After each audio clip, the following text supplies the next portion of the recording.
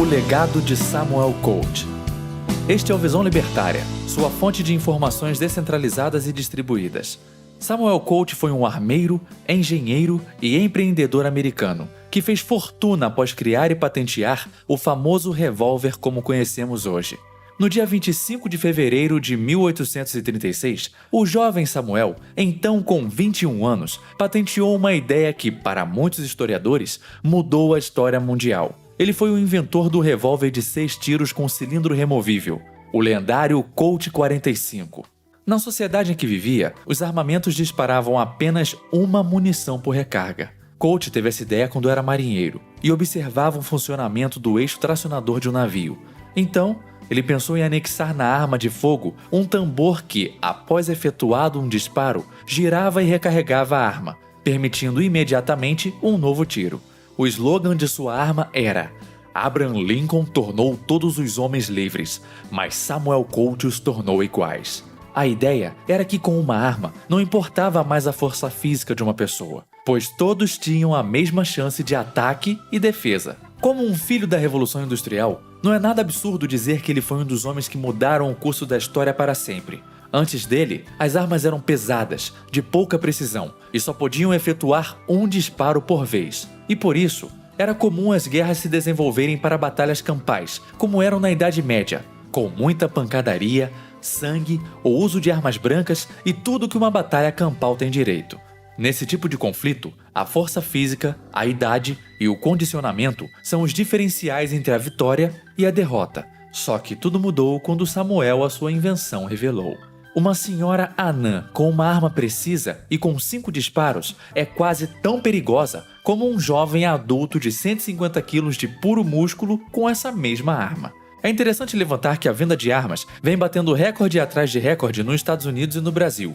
Em terras tupiniquins, o crescimento na venda de cartuchos aumentou em 98% de janeiro a maio se comparado ao ano anterior, e em Trumplândia, o aumento foi de mais de 60%.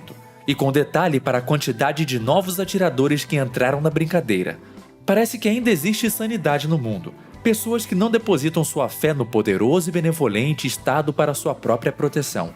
Com a fala do presidente Bulbasauro, também conhecido como Bolsonaro, sobre armar a população, os ruminantes ficaram todos afoitos e já começaram a reescrever a história para favorecer suas narrativas, chegando a dizer o absurdo de que ditadores sempre armam sua população. Vamos a alguns fatos. Em 1918, o Conselho dos Comissários do Povo decretou a rendição das armas, onde todas as pessoas deveriam entregar suas armas de fogo, baionetas, bombas e espadas para o Partido Comunista Soviético. Mas é claro que os membros do partido eram pessoas especiais e iluminadas, eles ainda poderiam ter armas. Em 1919, a República de Weimar aprovou a primeira lei restritiva sobre armas de fogo na terra do bigodismo, que ordenava a entrega de todas as armas para o governo e dificultou muito a compra e o porte legal, lembrando bastante como é aqui em Banânia.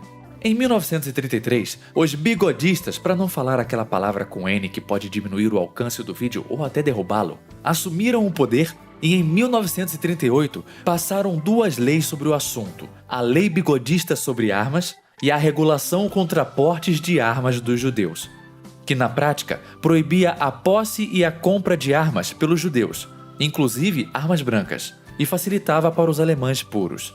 Existe hoje a Associação Judeus pela Preservação da Posse de Armas de Fogo, e como o progressismo nos ensinou, devemos respeitar o lugar de fala das pessoas que foram oprimidas, não é mesmo? Podemos lembrar de ações parecidas na China comunista, Cuba, Coreia do Norte e vários outros governos tiranos viciados em controle e poder. Mas vamos nos contentar com apenas esses 3 exemplos. Talvez o Sr. Bovino Gadoso ainda não esteja convencido e argumente, mas é irrelevante ter armas contra exércitos profissionais. Isso é só justificativa para oprimir as minorias. Para rebater esse argumento, vou apresentá-los um pouco da história do Afeganistão, chamado por alguns historiadores de O Cemitério de Impérios.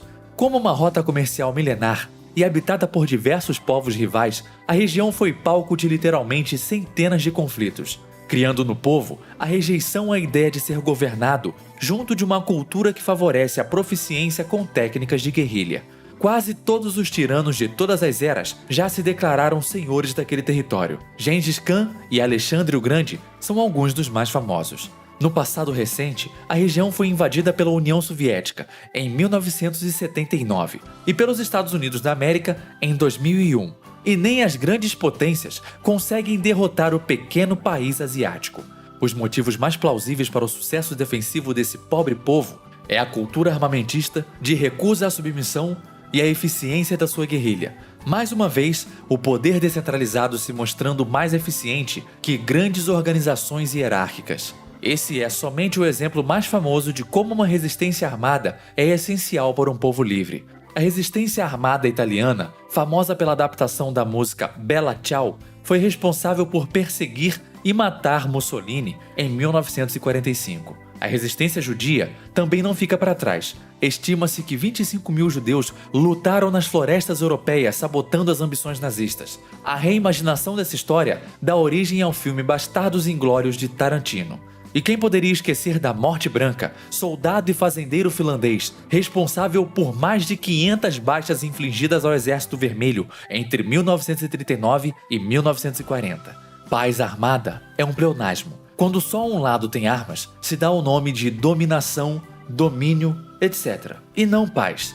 Veja o vídeo nesse canal chamado Desarmamento é uma opinião com uma arma, para entender um pouco melhor sobre o assunto. Cada pequena restrição ao acesso às armas na sociedade é um passo na direção da servidão. A liberdade se perde em fatias, como um salame sendo cortado por uma faca.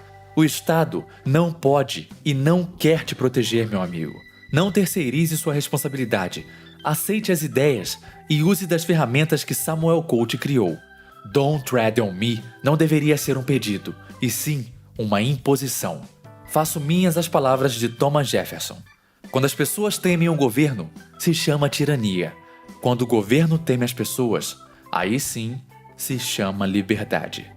Obrigado por sua audiência. Esse artigo foi sugerido e escrito por Luluxo Convertido, revisado e narrado por mim, Leafar. Se você gostou desse vídeo, clique no ícone de curtir abaixo e compartilhe o vídeo em sua rede social. Se você deseja ser notificado de outros vídeos, clique em se inscrever e depois no ícone de campainha. Até a próxima!